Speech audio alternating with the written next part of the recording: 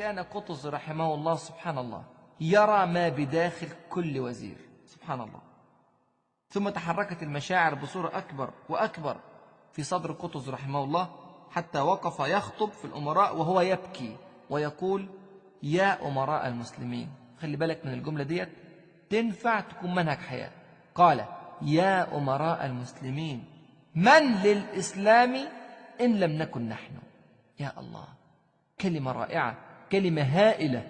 من للإسلام إن لم نكن نحن، كلمة فعلا تصلح أن تكون منهجا للحياة.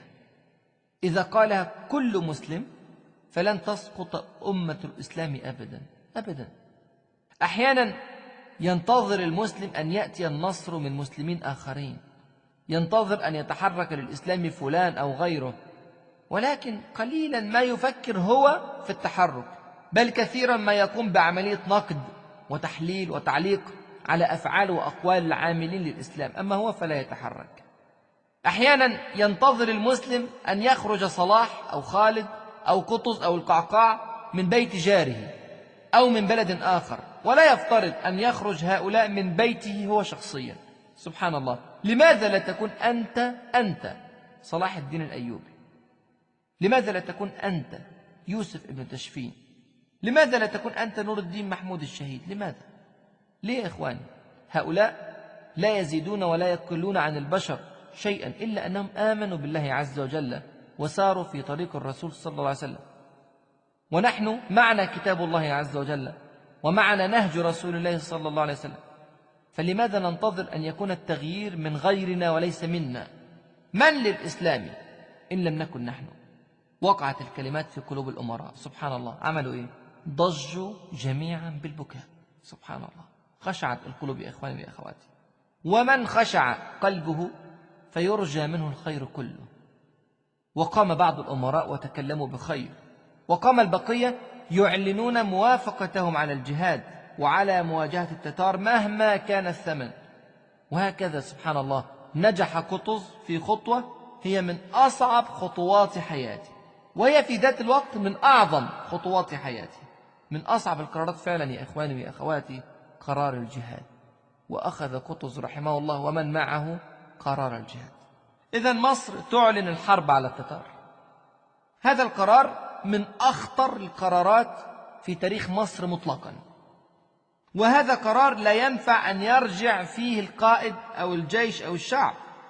قطز رحمه الله يعلم أن قلوب الأمراء وافقت تحت تأثير القدوة وتحت تأثير التذكير بالله وبالواجب نحو الإسلام، لكن من الممكن لهذه القلوب أن تتردد وأن تخاف.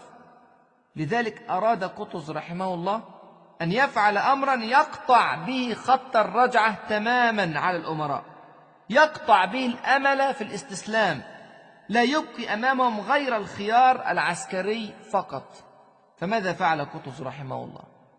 لقد قرر بعد أن استشار مجلسه العسكري، قرر أن يقتل الرسل الأربعة، رسل هولاكو الذين جاءوا بالرسالة التهديدية، وأن يعلق رؤوسهم على باب زويلة في القاهرة، وذلك حتى يراها أكبر عدد من المسلمين في مصر. هو يرمي بذلك إلى طمأنة الشعب بأن قائدهم لا يخاف التتار، يرفع من معنويات الشعب بذلك، كما أن هذا الرد العنيف سيكون إعلانا للتتار أنهم قادمون على قوم يختلفون كثيرا عن الأقوام الذين قابلوهم من قبل. لا شك أن هذا سيؤثر سلبا على التتار، يلقي في قلوبهم ولو شيئا من الرعب أو التردد. ويبقى الهدف الأكبر لقتل الرسل الأربعة هو قطع التفكير في أي حل سلمي للقضية، الاستعداد الكامل الجاد للجهاد. بعد قتل الرسل الأربعة لن يقبل التتار باستسلام مصر حتى لو قبل بذلك المسلمون. انتهت القضية، الحرب أصبحت معلنة تماما.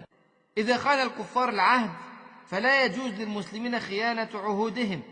وعلى نفس الوتيرة لا يقتل المسلمون الرسل ولا يقتل المسلمون الكفار الذين أخذوا أمانا من المسلمين. كل ده ليه يا إخواني؟